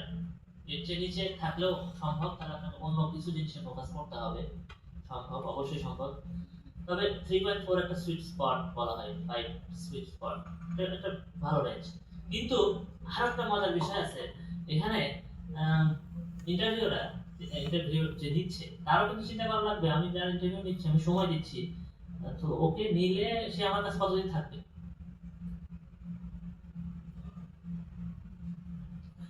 এই লাস্ট শোকেজে ফার্স্ট যে টিমটা হয়েছে, সে তার একটা, তার ভিতরে একজন ছেলে ছিল চমৎকার, মানে সে প্রেজেন্ট করছে ভালো, ডেলিভারি ভালো, কিন্তু সে হয়তো দেশেই থাকবে না, তার সিজিপিএ 3.9 এর উপরে, মনে করেন ধরেন 9 এর উপরে, সে দেশে থাকবে না। এখন তাকে কি সে রিক্রুট করবে কিনা কোম্পানি, করতে চাইবে কিনা, চাইবে না, করতে পারে, শর্ট টার্মে করতেও পারে, ইন্টার্নশিপ করলো, এক্সপেরিয়েন্স নিল, সেই কারণে হাই সিজিপিএ সেটাও অ্যাভয়েড করতে পারে, খুব বেশি হাই, তার জন্য আসলে ডেভেলপমেন্ট না, হাই সিজিপি এর কাজ হচ্ছে যে অনেক কষ্ট করে স্যাক্রিফাইস করে হাই সিজি নিল, তার ওই রিওয়ার্ডটা অন্য জায়গায়, সে অন্য অন্য ধরনের ফিল্ডে ভালো কাজ করবে, অন্য ফিল্ডে আরো বেটার কিছু পাবে। হ্যাঁ, সে ডিরেক্টলি এরকম টপ লেভেলে যেতে পারবে, অ্যানালিস্ট লেভেলে যেতে পারার মতো ক্ষমতা তার থাকবে, ওই ওটা থাকবে তার, ওই অপরচুনিটি তাকে দেওয়া হবে। যে ডেভেলপমেন্ট রোলে তাকে অ্যাভয়েড করা হতে পারে, সে নিজেও ডেভেলপমেন্টে না যাওয়ারই তার ইচ্ছা হতে পারে, সে রিসার্চে যেতে পারে, একাডেমিতে যেতে পারে, বা হায়ার এডুকেশনে চলে যেতে পারে, তার জন্য ইজি হবে। বা স্কলারশিপ, স্কলারশিপ যে বিষয়গুলো আপনারা দেখেন সেখানে কিন্তু সিজিপিএ অনেক বেশি ম্যাটার করবে। সিজিপিএ কম থাকলে যে একেবারে কিছু হবে না এমনও না। 3 ওকে, আমার 3 সিজিপিএ কোনো সমস্যা নেই, তাহলে আমাকে আমাকে প্রজেক্টে ফোকাস করা লাগবে। অনেক বেশি 3.5 এর যার যদি 3টা প্রজেক্ট থাকে, আমার প্রোফাইলে 10টা প্রজেক্ট থাকা লাগবে, 13টা প্রজেক্ট থাকা লাগবে, অন্য জায়গায় আমাদের স্যাক্রিফাইস করা লাগবে, তাহলে সময় ওখানে দিতে হবে। যে সময়টা দিয়ে সিজিপিএ তুলছে আপনাকে ওই সময়তে পোর্টফোলিও বিল্ড আপ করা, ব্যালেন্স করা, ব্যালেন্স ছাড়া তো উপায় নেই, আপনার ব্যালেন্স করতেই হবে। এক সময় এই রিকোয়ারমেন্ট অ্যানালাইসিসের অভ্যাসটা বাংলাদেশে ছিলই না। বাংলাদেশে যখন কোম্পানিগুলো কাজ শুরু করলো 2010 এর দিকে, ওই সময়টাতে দেখা গেল যে ডিরেক্টলি কোড করতো এবং প্রোডাক্ট বানাই ফেলতো, কোড করে কোডিং করে প্রোডাক্ট বানাইতো, যাতে আর্ন করা যায়, প্রোডাক্ট বিক্রি করতো, মানে সফটওয়্যার প্রোডাক্ট। এখন পরবর্তীতে দেখা গেছে না, আমি যদি শুধু কোড করে এভাবে ছেড়ে দেই, পরে মেইনটেনেন্স করতে সমস্যা, কোডের কোয়ালিটি ড্রপ করতেছে, কোডে চেঞ্জ আনতে কষ্ট হচ্ছে, এবং কোন ছোট্ট একটা চেঞ্জ করতে পুরো প্রজেক্ট আবার নতুন করে করা লাগছে, খরচ বেশি হয়ে যাচ্ছে। এই কারণে পরবর্তীতে দেখা গেছে যে না, আগে অ্যানালাইসিস ডিজাইনের দরকার ছিল, ওটা যদি করে যাইতাম তাহলে আমার পরের কাজগুলো আরো সহজ হতো, এবং দেখা গেছে এখানে যদি ইনভেস্ট করি আমার পরে কস্ট আরো লো হয়ে যাচ্ছে। এই কারণে 2015 16 বা 16 17 পরে একটু একটু করে বোঝা শুরু করলো কোম্পানিগুলো যে এই রোলটারও অস্তিত্ব আছে, বাইরের দেশে এই রোলগুলো আরো আগে থেকে স্টার্ট করছিল। তো ওই সময় কি হলো, এই রোলের কোনো লোকজন ছিল না। মজার ব্যাপার দেখেন, ওখানে একটা কি হয়েছে, ওই এই রোলে কেউ ছিলই না, কাকে হায়ার করবে, কেউ ছিল না। হ্যাঁ, বাইরে থেকে নিয়ে আসতো, হ্যাঁ ইয়েস, বাইরে থেকে হায়ার করে নিয়ে আসতো এই রোলগুলোতে। এখন আর লাগে না, বাট এক সময় এই কোর্সই ছিল না, এগুলো ছিলই না, তো বাইরে থেকে হায়ার করে নিয়ে আসতো। বা যাদের একটু বাজেট কম তারা হচ্ছে স্টুডেন্টদের হায়ার করতো, যারা সফটওয়্যার ইঞ্জিনিয়ারিং পড়তো, আমাদেরকে, আমাদের মতো। আমরা সফটওয়্যার ইঞ্জিনিয়ারিং পড়ছি 2015-তে, তা আমাদের ডিপার্টমেন্টে এসে স্যারের কাছে, আমাদের যে স্যার ছিলেন, ডিরেক্টর ছিলেন, তাদের থেকে স্টুডেন্ট নিতেন। তো আমাদের ওই সময় এই সুযোগগুলো হয়েছিল ফিল্ড ওয়ার্কার মানে করার। আর্মি একটা প্রজেক্ট আমরা করছিলাম, সামরিক ভূমি অফিসের একটা কাজ, ওদের লেটার ফরওয়ার্ডিং এর একটা কাজ করতে হতো। তো আমরা রিকোয়ারমেন্ট ইঞ্জিনিয়ার হিসেবে ওদের অফিসে যে ওই পুরো প্রসেসটা দেখে এটাকে কিভাবে অটোমেট করা যায় সেটা আমরা লিখে দিয়েছিলাম, ডায়াগ্রাম ড্র করে দিয়েছিলাম, কোড করি নাই কিন্তু। হ্যাঁ, তারা কি হলো, এই কাজ তাতে আসলে আমাদের অল্প কিছু টাকা দিল, তাদেরও লাভ হলো, আমরা শিখলাম, আমাদের লার্নিংটাই বেশি। তো ওই জিনিসটা এক্সপ্লোর করার সুযোগ হয়েছিল। এগুলো যদি সুযোগ হয়, ছোটখাটো প্রজেক্ট যদি টাকা নাও দেয় তাও করা উচিত, বুঝতে পারছেন? ইন্টার্নশিপ যদি আনপেইড হয় করে ফেলবেন, সুযোগ যেটাই আসবে গ্র্যাব করবেন। উত্তরায় স্যার যাওয়া লাগবে, মানে যদি সম্ভব হয়, আমার বাসা, আপনি বাসায় মনে করেন ইয়েতে ধানমন্ডিতে, তো উত্তরায় যাওয়া লাগতেছে, যদি কষ্ট হয় তাও গ্র্যাব করেন, যে কোনো অপরচুনিটি গ্র্যাব করার চেষ্টা করেন যদি আসে, এখনই যদি আসে ইন্টার্নশিপের অপরচুনিটি, আনপেইড হোক পেইড হোক যাই হোক যদি থাকে। কারণ কি, আপনার পোর্টফোলিও ভারী করা লাগবে। তো যদি আমার সিজিপিএ কম থাকে, পোর্টফোলিও ভারী করবেন না, আমি করবো না, আমি ওই পোর্টফোলিওতে এই জিনিসগুলো অ্যাড করতে থাকবো যে আমি করছি, অলরেডি কাজ করতেছি, আমাকে নাও, তুমি আমাকে নিবা না কেন, আমি তো কাজ করতে পারি। এনি রোল, মনে করেন আপনি কাস্টমার সাপোর্ট রোল টাইপের রোল পেলেন, বা টেস্টিং রিলেটেড কোয়ালিটি অ্যাসুরেন্সের রোল পেলেন, নিতে পারেন। আপনি কোম্পানি এনভায়রনমেন্টে কাজ করতে পারেন, এটা দেখালেও আপনার লাভ আছে। তো অপরচুনিটি গ্র্যাব করবেন, যে কোনো অপরচুনিটি।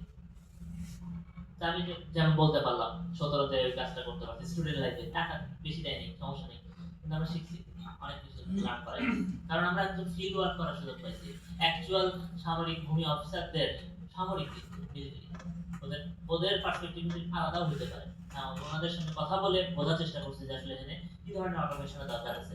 ওখানে দেখা গেছে কোম্পানির ভিতরে, অফিসের ভিতরে কেউ আছে অটোমেশন পছন্দই করতেছে না, বেশি বয়স তাদের, তারা চাচ্ছে না সিস্টেম আসুক এখানে, তার কাছে যে না আগের মতো হাতে কলমে লেটার লিখবো, তারপরে এক রুম থেকে আরেক রুমে নিয়ে যাব, সাইন করাবো, আবার আরেক রুম থেকে আরেক বিল্ডিং এ নিয়ে যাব, আবার ওখানে সাইন করে আরেকবার নিয়ে যাব, এই ধরনের প্রসেসে কিন্তু তারা অভ্যস্ত, তারা এটাই পছন্দ করে। কিন্তু ওখানে যদি অটোমেশন চলে আসে, তাহলে যে জিনিসটা যে একটা ক্লিকের মাধ্যমে পুরোটা হয়ে যেতে পারে, একজন ছাড়া যেন কোনো রুমেই যেতে হচ্ছে না, কারো লাগতেছে না, লোকজন কম লাগতে পারে, হ্যাঁ শুনতে খারাপ লাগতেছে যে হ্যাঁ এখান থেকে এমপ্লয়মেন্ট কমে যেতে পারে, হতেই পারে। সো তারপর অটোমেশন বেটার। এখন আপনারা মনে হতে পারে অনেকে বলবে যে এআই আসার ফলে ডেভেলপমেন্ট রোলটাতে কি ইফেক্ট হলো, এটা একটা প্রশ্ন হয়নি কখনো? এখানে আপনাদের কি ইনপুট, কি মনে হয় ইম্প্যাক্ট করছে? আর কি কি শুনছেন?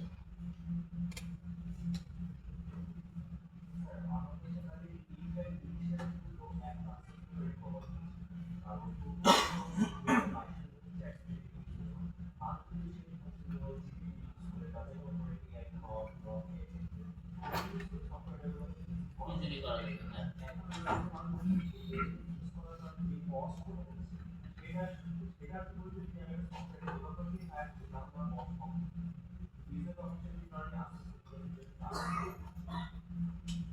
মানে কি কথা বলবো, কিন্তু মনে বলতে আছে কোম্পানিগুলো এত বেশি টোকেন ইউজ করা শুরু করছে সবাই, ওটাতে কস্ট আছে না, কিনতে হবে টোকেন, আপনি ইউজ করতেছেন, এক সময় শেষ হয়ে যাবে, ফ্রি লিমিট শেষ হয়ে যাবে, এত বেশি কিনতে হচ্ছে, ওই পরিমাণ টাকা দিয়ে আগে ডেভেলপার হায়ার করলে আমার জন্য কম খরচেই এই কাজটা করা যেত। হ্যাঁ মানে কি বলছেন, তবে এই জিনিসগুলো দেশের বাইরের জন্য একটু বেশি কাজ করে, এই জন্য দেশের বাইরে যে মানে ইউরোপে একজন সফটওয়্যার ডেভেলপারের স্যালারি বাংলাদেশের ডেভেলপারের স্যালারি কি অত বেশি? তার কত ভাগ হতে পারে?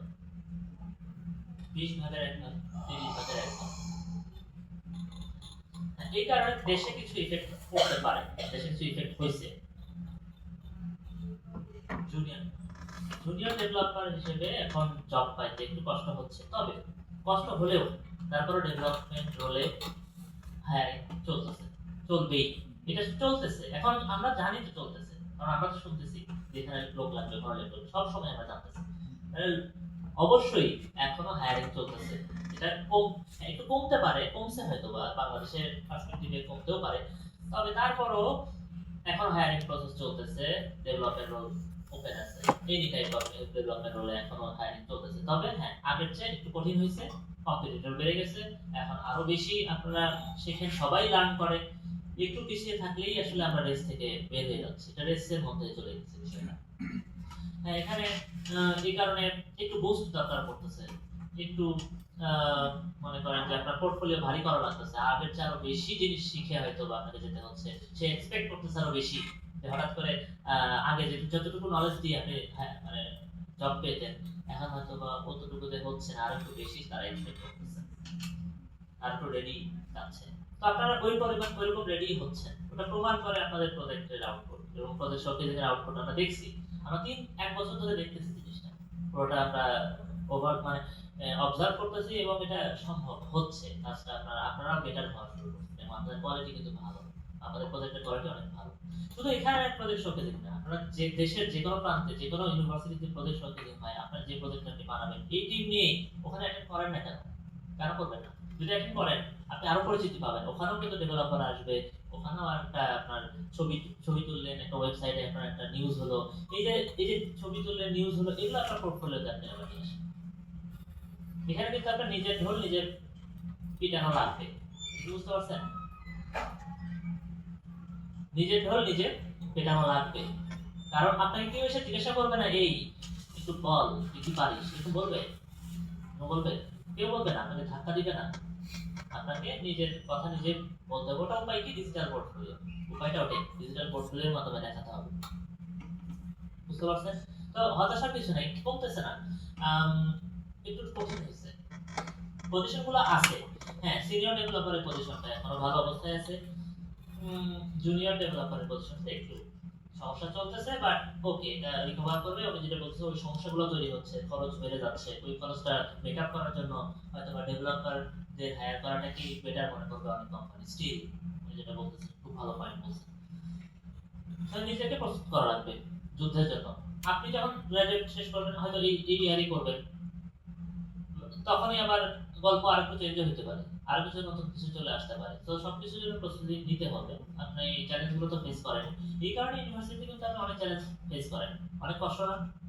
ডেডলাইন ধরতে হয়, এই করা লাগে, ওই করা লাগে, প্রেজেন্টেশন করা লাগে। এগুলোর মধ্যে আপনি কেন যাচ্ছেন? ওই চ্যালেঞ্জের সাথে যেন খাপ খাইয়ে নিতে পারেন। কারণ আপনি বের হওয়ার সাথে সাথে এটা যুদ্ধে করবেন, যুদ্ধের মধ্যে পড়ে যাবেন আপনি।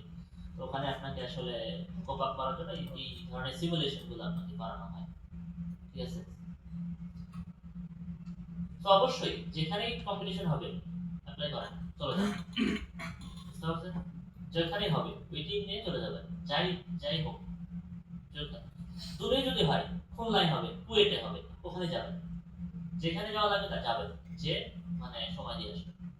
এটা লাভ আছে, শেখাও যাবে। আর যদি একটু একটা যদি প্লেস করতে পারেন, এটা আপনার লাভ হবে। প্লেস করে লাভ আছে, যে কোনো জায়গায় প্লেস করলে আপনার একটা প্রমাণ হয়ে গেল, প্রুফ অলরেডি প্রমাণ হয়ে গেল। ইন্টারভিউয়ের জন্য, এমপ্লয়ের জন্য আরো ইজিয়ার হয়ে যায়, আপনি আসলে পারেন, এটা প্রমাণ করছেন। কথাই বুঝতে পারতেছেন? ওকে, চলেন। যেটা বলতেছিলাম যে অ্যানালিস্টের গোলটা কি? ওর গোলটা হচ্ছে যে অর্গানাইজেশনের জন্য কাজ করতেছে তার তার জন্য একটা ভ্যালু ক্রিয়েট করা যায়। যে অর্গানাইজেশনের জন্য আপনি কাজ করতেছেন, আপনি যে প্রজেক্টটা বানাবেন সেই প্রজেক্টে যেন আপনার জন্য লাভ হয়। কারেন্ট বানাই দিবেন, তাহলে কারেন্টের ফলে আমার স্টুডেন্টের জন্য সুবিধা হয়, এইভাবে আমি ভ্যালু ক্রিয়েট করব। সিস্টেম অ্যানালিসিসের কাজটা আসলে এটাই, এবং তার স্যালারিও বেশি আমি বলছি। তো আমরা নরমালি এই কোর্সে ইনফরমেশন সিস্টেমগুলো নিয়ে কথা বলবো। আমরা হার্ডওয়্যার রিলেটেড কোনো সিস্টেমের কথা বলতেছি না, রোবোটিক্স এখানে বলবো না। এখানে ইনফরমেশন সিস্টেম এর মানে কি? যেখানে লার্জ ডেটা, অনেক অনেক বড় ধরনের ডেটাকে ম্যানেজ করা হবে। এখানে কিন্তু আমরা মেশিন লার্নিং বা এনএলপি টাইপের প্রজেক্টের কথাও বলবো না। এখানে শুধুমাত্র ইনফরমেশন সিস্টেম, অর্থাৎ যে কানেক্ট, এটা ইনফরমেশন সিস্টেমের এক্সাম্পল। ফুটপাথ, উবার, এগুলো হচ্ছে ইনফরমেশন সিস্টেমের এক্সাম্পল। তবে এর ভেতরে আমরা ইনোভেশন নিয়ে আসতে পারি, এআই ইন্টিগ্রেট করতে পারি, বাট আমরা এআই মডেল তৈরি করব না এই কোর্সে। বুঝতে পারছেন? মডেল তৈরি করার মতো আমাদের গোল এখানে নাই, 422 না। ঠিক আছে? এআই বেসড প্রজেক্ট আপনি করতেই পারেন, but not model generation, data collection, এগুলো আপনাদের ভ্যালু অ্যাড করবে না। আপনি কিভাবে এপিআই, অলরেডি এক্সিস্টিং এপিআই গুলোকে ইন্টিগ্রেট করতেছেন, গুগল ম্যাপকে কিভাবে ইন্টিগ্রেট করতেছেন, সেটা এখানে বেশি গুরুত্ব পাবে। কত এফিশিয়েন্টলি ইউজ করতে পারবেন, এটা বেশি বেশি গুরুত্ব পাবে। ওকে, তো এখানে কম্পোনেন্টস, ইনফরমেশন সিস্টেমের কম্পোনেন্ট গুলো কি? হ্যাঁ, এখানে হার্ডওয়্যার আছে। যেমন এখানে কি আপনি সিস্টেম ইউজ করবেন, কিবোর্ড, প্রিন্টারের কাজ থাকতেই পারে, প্রিন্ট করার কাজ থাকতেই পারে, হার্ডওয়্যার কিছু টু সাম এক্সটেন্ট থাকবে। সফটওয়্যারটাই মেইন, ডেটাবেস থাকবে। নেটওয়ার্কের বিষয়গুলো আমরা খুব বেশি এখানে দেখি না। এবং প্রসিডিউর বলতে এখানে বোঝানো যাচ্ছে হচ্ছে আমরা আসলে কিভাবে ক্যালকুলেট করব, ডেটা ম্যানেজ করব কিভাবে, ডেটা ম্যানিপুলেশন হবে কিনা, ইমেজ এডিটর হলে ইমেজকে কিভাবে এডিট করব, এই বিষয়গুলো আমরা প্রসিডিউরের মাধ্যমে এখানে বোঝানোর চেষ্টা করছি। এগুলো হচ্ছে component of A information system. খুব বেশি ভিতরে যাচ্ছি না। তো চলেন, সফটওয়্যার কিছু হরর স্টোরি দেখা যাচ্ছে, যেখানে কিনা যে সফটওয়্যারগুলো বানানো হয়েছিল কিন্তু ঠিকভাবে কি করা হয় নাই, ওই যে রিকোয়ারমেন্ট অ্যানালাইসিস করা হয়নি, বা আগের ধাপগুলো অ্যানালাইসিস ডিজাইনের পার্টগুলো করাই হয়নি, ডাইরেক্ট কোড করা হয়েছে, ডিরেক্ট কোডিং এ যাওয়া হয়েছে। তো দেখা গেছে যে প্রজেক্টটা ফেল করছে, ফেল করার ফলে বড় অঙ্কের টাকা খরচ মানে নষ্ট হয়েছে। সেটাই বলছে ব্যাংক অফ আমেরিকাতে এরকম কস্ট হয়েছে। বিমান বম্বার একটা এখানে এয়ার ডিফেন্স সফটওয়্যারে এত টাকার মতো অ্যাডিশনাল কস্ট হয়েছে শুধুমাত্র সিস্টেম অ্যানালাইসিস না থাকার কারণে।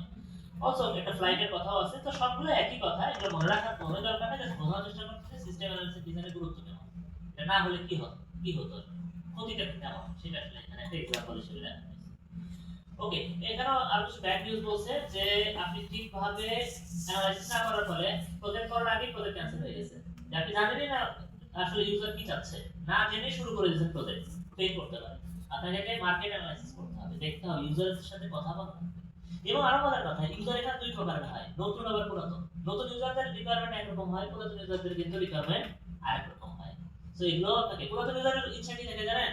পুরাতন ইউজারের ইচ্ছা থাকে হচ্ছে আমি তো এই সিস্টেম অনেক দিন ইউজ করতেছি, আমি যে কাজটা করতে দিছি লগইন করে যেন এই কাজটা খুব দ্রুত করে বের হয়ে যেতে পারি, এটা হচ্ছে পুরাতন ইউজারের ইচ্ছা। আর নতুন ইউজারের ইচ্ছা হচ্ছে আমি সিস্টেমে ঢুকবো, আগে আমাকে একটু দেখাও কিভাবে এটা ইউজ করতে হয়। এখন পুরাতন ইউজার আপনি অনেক দিন ধরে সিস্টেম ইউজ করতেছেন, ঢোকার পরে দেখলেন আপনাকে টিপস দেখাচ্ছে, আপনাকে ভালো লাগবে? এগুলোর কথা মাথায় রাখবেন। বুঝতে পারছেন? তো এগুলো এখানে বলছে যে অনেক সিস্টেম আন্ডার ইউজ থেকে গেছে বটলনেকের কারণে। তো সিস্টেম অ্যানালাইসিস ঠিকভাবে না করার ফলে এই সমস্যাগুলো তৈরি হয়েছে। গুরুত্বটার কথা এখানে বলছে। এখানেও আরো জিনিস বলছে যে ম্যাক্সিমাম এই এরর গুলো দেখা যায় হচ্ছে মানে 54% এরর দেখা যাচ্ছে কোডিং আর টেস্টিং। তাহলে বাকি পার্সেন্টেজ গুলো এরর গুলো আসলে রিকোয়ারমেন্ট অ্যানালাইসিসের সময় আমরা আসলে দেখতে পারি। সো কোডিং অ্যানালাইসিসের যে এরর গুলো এগুলো ফিক্স করা কিন্তু অনেক কঠিন। মানে সরি, কোডিং এবং টেস্টিং এর যে এরর গুলো এগুলো ফিক্স করা ইজিয়ার, বাট কোনটা কঠিন? অ্যানালাইসিস ডিজাইন ফেজের কাজগুলো ফিক্স করা কঠিন। এগুলো ফিক্স করতে যে বাকি সবকিছু চেঞ্জ করা লাগতে পারে। তো এই জিনিসগুলোই বলছে যে কেন আসলে রিকোয়ারমেন্ট অ্যানালাইসিস ঠিকভাবে করা জরুরি। একটা ছবি দিয়ে আজকে পড়াটা শেষ করব। এই ছবিটাকে আমি তো দেখছি, আমরা কেউ দেখতে পারি, খুবই 470 দেখার কথা, খুবই কমন একটা ছবি। ওকে, অনেকে আচ্ছা 470 কিন্তু এরকম একটা কোর্স যেখানে প্রজেক্ট থাকে, তো অনেকে 470 471 একসাথেও করার চেষ্টা করে, বাট এটা কিন্তু ভালো অভ্যাস না। এতে কি হয় জানেন, আসলে ওভারল্যাপ হতে থাকে। আপনি আলাদা করে যদি সেমিস্টারে করেন তাহলে আলাদা দুটো প্রজেক্টে আপনি ফোকাস করতে পারছেন, সময় দিতে পারছেন। আপনি যদি চিন্তা করেন শর্টকাট চিন্তা করেন, দুইটাকে এক দিনে শেষ করবেন, তাহলে আপনার মধ্যে শর্টকাটের মধ্যে আপনি করে যাবেন, ওই গ্যাপটা আপনার মধ্যে থেকে যাবে। হ্যাঁ, তো একসাথে করলেন তাহলে দুইটার সমান পরিমাণ সময় দিতে হবে, ওভাবে সময় দিতে হবে, সমস্যা নাই, এক সেমিস্টার দুটো করা সমস্যা না তো। তাহলে এই কোর্সে যে সব পরিমাণ সময় দিবেন, আলাদা করে আবার ওই কোর্সের সময় দেওয়া লাগবে, এবং দুইটা কোর্সে দুটো আলাদা প্রজেক্ট করবেন। এটা হচ্ছে স্ট্র্যাটেজি, তাহলে লাভ হবে। তাহলে পুরোটাই আপনি ফাঁকিতে করে যাবেন। ফাঁকিতে করলেই ওই গ্যাপ তৈরি হবে। আপনি নিজে ফাঁকিতে করলে যেটা হবে, এটা আপনার মাথায় ধরে ঘুরবে এবং ডিপ্রেশন নিয়ে কাজ করবে, বুঝছেন? এই কারণে ডিপ্রেস হন আপনারা, এই কারণে, আর অন্য কোনো কারণ নেই। এখানে কি বলছে, আমি তো এখানে কি লিখছে বলেন তো? হ্যাঁ, কাস্টমার এক্সপেক্ট করতেছে একটা সিস্টেম ডেভেলপ করা হবে। তো এখানে আমার আই একটু পাওয়ার একটু ইস্যু হয়েছে মনে হয়, কেন যেন করতে পারতেছি না, আপনাদের পেছনে দেখতে পাচ্ছি বাট রিড করতে পারতেছি না ঠিকভাবে। হ্যাঁ, কাস্টমার এক্সপেক্ট করছে কিভাবে সেটা এখানে বলা হয়েছে, মানে তার একটা সুইট দরকার এরকম একটা বলছে, এটা এক্সপ্লেইন করছে, কাস্টমার এক্সপেক্ট করছে একটা প্রজেক্ট। সো প্রজেক্ট লিডার যে সে বুঝছে আবার এরকম, ওই যে কমিউনিকেশন গ্যাপ ঠিকভাবে বুঝাইতে পারে না। দেন অ্যানালিস্ট যে আপনি, সে আবার ডিজাইন করছে এরকম, আপনি করছেন এটা। দেন প্রোগ্রামার, ফিল্ড লেভেলের প্রোগ্রামার, সে আবার কোড যেটা লিখছে সেটা কাজ করতেছে এরকম। বিজনেস কনসালটেন্ট খুবই মারাত্মক একজন লোক, খুবই মানে ওর থেকে একটু দূরে থাকা উচিত। সে আপনাকে যে কোনো কিছু খাওয়াই দিতে পারে, অনেক লো একটা জিনিস অনেক বেশি দামে বিক্রি করার চেষ্টা করে। সে বলতেছে না, আমার এখানে সোফা থাকবে, তুমি সোফায় বসে এখানে দোল খেতে পারবে। আচ্ছা, এরপরে ডকুমেন্টেশনের বেলায়, মানে আমরা এই কোর্সের কলেজের যে কাজটা করি ডকুমেন্টেশন, ডায়াগ্রাম কেন আঁকি? ডকুমেন্ট করার জন্য। এখানে কোনো ডকুমেন্টেশনই হয় নাই, এই কারণে তো কমিউনিকেশন গ্যাপটা হচ্ছে। সো অপারেশন যেটা অ্যাকচুয়ালি ইনস্টল করা হয়েছে, মানে অ্যাকচুয়ালি যেটা ডেভেলপ করা হয়েছে সেটা হচ্ছে একটা তৈরি আপনি দিয়ে দিয়েছেন, এটা অ্যাকচুয়াল ইমপ্লিমেন্টেশন, অ্যাকচুয়াল প্রোডাক্ট হয়েছে এটা। আর বিলিং করার সময় আপনাকে বিল করতে হচ্ছে একটা রোলার কোস্টারের মতো করে বিল করে দিছে, অনেক বেশি ওভার বিলিং যেটাকে বলা হয়, ওভার বাজেট। এন্ড সাপোর্ট নাই, অবশ্যই থাকার কথা না। সাপোর্ট মানে পরবর্তীতে আপনি প্রজেক্টে ইমপ্রুভমেন্ট করার জন্য যে জায়গাগুলো রাখেন। অ্যাকচুয়ালি কাস্টমারের দরকার ছিল এটা, এটা বোঝাতেই ভুল করছে, শুরু থেকে ভুল, ও বুঝাইতে ভুল করছে, এরপরে লিডারও ভুল বুঝছে, অ্যানালিস্ট বললামই না কি করছে, প্রোগ্রামারও লিখছে, তার সব পুরো প্রসেসটা দিয়ে আসলে কমিউনিকেশন গ্যাপ। এটা একমাত্র রিজনটা হচ্ছে এইটা, সবচেয়ে বড় রিজন কোনটা জানেন? এটা। ডকুমেন্টেশন যদি ঠিক থাকতো, ক্রিস্টাল ক্লিয়ার হতো সবকিছু, কমিউনিকেশনের গ্যাপ থাকতো। কথা কি বুঝতে পারছি? ডকুমেন্টেশনই আমরা এই কোর্সে শিখবো। আমি বুঝতে পারলাম ডকুমেন্ট করতে হবে। এই ডায়াগ্রামগুলো আঁকি হচ্ছে আমরা যাতে ডকুমেন্ট থাকে, কাস্টমারকে দিয়ে ওটা সাইন করানো হয়, ডেভেলপারকে দিয়েও সাইন করানো হয়, প্রজেক্ট লিডকে দিয়েও সাইন করানো হয় যে হ্যাঁ আমরা আসলে সবাই একই জায়গায় আছি, একই জিনিস বুঝছি। ওই জন্য, এবং এই যেন ডায়াগ্রামগুলো টেকনিক্যাল হওয়ার চেয়ে এমন হওয়া উচিত যেন যে কাউকে আমরা একটু বুঝাইতে পারি, ইউনিভার্সাল হতে হবে, যে যেন বিজনেস পার্সপেক্টিভের কোনো লোকজন আপনার ডায়াগ্রাম বুঝবে, আবার আর্টস পড়ে আসছে কেউ, সেও এটা বুঝবে। বুঝতে পারছেন? যে কেউ যেন এটা বুঝে, এই পার্সপেক্টিভে আমরা ডায়াগ্রাম আঁকি। টেকনিক্যাল সাইটগুলোকে একটু দূরে রেখে। ওকে, এই পর্যন্ত আমরা কথা বুঝতে পারলাম। তো আপনারা ইমেল পাবেন নেক্সট উইকে ক্লাস ইন্টারাক্ট হবে। এই বিষয়টা কি শনিবার কি আছে কেন থিসিস ডিফেন্স অনেকেই মনে আছে নাকি অনেকেই আছে না থিসিস ডিফেন্স কার আছে হাত তোলেন